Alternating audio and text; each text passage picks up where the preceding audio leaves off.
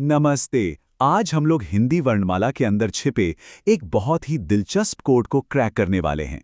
एक ऐसा कोड जिसे समझने के बाद भाषा बस अक्षरों का एक कलेक्शन नहीं बल्कि एक साइंटिफिक कमाल लगेगी। तो सवाल ये उठता है कि क्या हिंदी वर्णमाला बस रैंडम अक्षरों का एक ढेर है या फिर ये ध्वनियों का एक परफेक्टली इंजीनियर्ड सिस्टम है। चलिए मिलकर इस कोड को तोड़ते हैं। इस खोज को शुरू करने के लिए सबसे पहले हमें समझना होगा वर्ण को। वर्ण क्या है? ये भाषा की सबसे छोटी, सबसे बेसिक साउंड यूनिट है। समझ लीजिए, ये वो ईंट है जिस पर पूरी भाषा की इमारत टिकी हुई है। और स्टैंडर्ड हिंदी में ऐसी कुल 52 ईंटें हैं, मतलब 52 वर्ण। जी हाँ, सिर्फ 52। और इन्हीं 52 वर्णों से पूरी की पूरी हिंदी भाषा बन जाती है। अच्छा, अब इन 52 वर्णों को ना दो मेन ग्रुप्स में बांटा गया है, स्वर और व्यंजन। स्वर यानी वाउल्स, वो हैं जो इंडिपेंडेंट हैं, उन्हें बोलने के लिए किसी की मदद नहीं चाहिए। ये टोटल 11 हैं। और फिर आते हैं व्यंजन यानी कॉन्सोनेंट्स।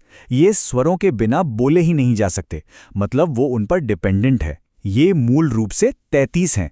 तो एक तरह से अगर स्वर आत्मा है तो व्यंजन शरीर। तो आज हमारा पूरा फोकस रहेगा व्यंजनों पर, और यहीं से असली कोड ब्रेकिंग का मजा शुरू होने वाला है।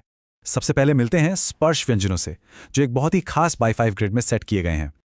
ये देखिए, ये है वो 5 बाय 5 की शानदार ग्रिड।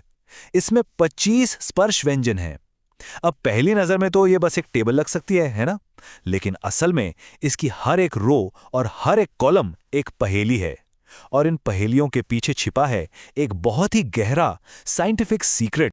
तो पहला सीक्रेट क्या है? वो ये है कि ये ग्रिड असल में हमारे मुंह का एक मैप है। जी हाँ, बिल्कुल सही सुना, आवाजों का एक पूरा नक्शा।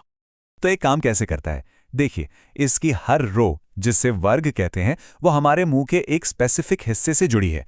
जैसे क वर्ग की आवाज गले के एकदम पीछे से आती है, फिर च वर्ग की आवाज आती है तालू से, ट वर्ग की मुंह की छत से, त वर्ग की दांतों से, और आखिर में प वर्ग की होठों से।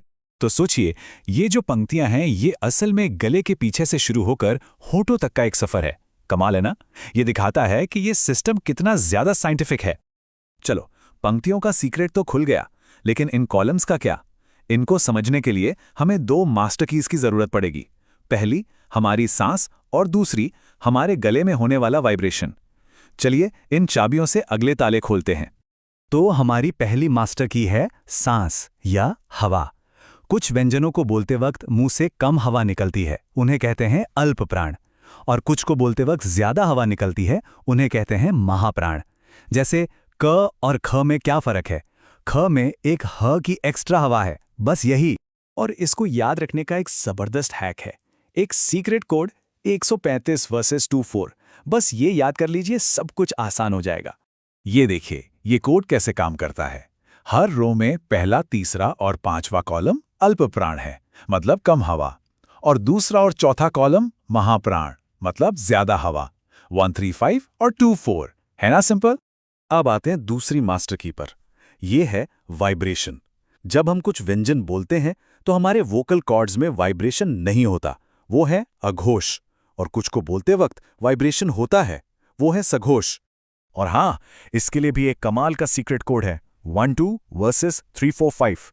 ये हमारा दूसरा कोड है जो इस ग्रिड का पूरा राज खोल देगा। तो ये कैसे काम करता है? हर रो के पहले दो कॉलम यानी 1 और 2 अघोष हैं, मतलब नो वाइब्रेशन।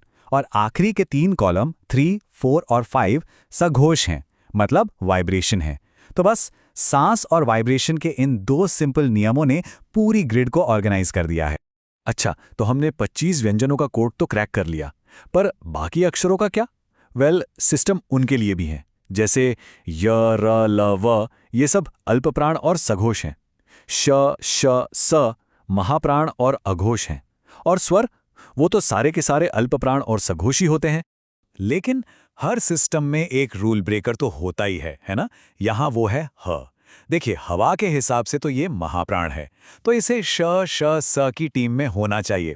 पर वाइब्रेशन के हिसाब से ये सघोष है, तो ये एक ऐसा अनोखा वर्ण है जो अपनी एक फैमिली को छोड़कर दूसरी में शामिल हो जाता है। तो अब हमने सारे सीक्रेट कोड्स क्रैक कर लिए हैं। चलिए अब इन सारी जानकारियों को एक साथ जोड़कर देखते हैं एक फाइनल मास्टर चार्ट में। और ये रहा हमारा मास्टर चार्ट। यहाँ सब कुछ एक साथ साफ साफ दिख रहा है। देखिए, रो हमें मुंह के अंदर का सफर करा रही हैं, गले से होठों तक, और कॉलम्स साउंड और वाइब्रेशन का परफेक्ट कॉम्बिनेशन दिखा रहे हैं। हर एक अक्षर अपनी साउंड की पहचान के साथ अपनी सही जगह पर बैठा है, सब कुछ एक परफेक्ट लॉजिकल सिस्टम में। तो फाइनल टेकअवे क्या है? यही कि हिंदी वर्णमाला सिर्फ अक्षरों की एक रैंडम लिस्ट नहीं है।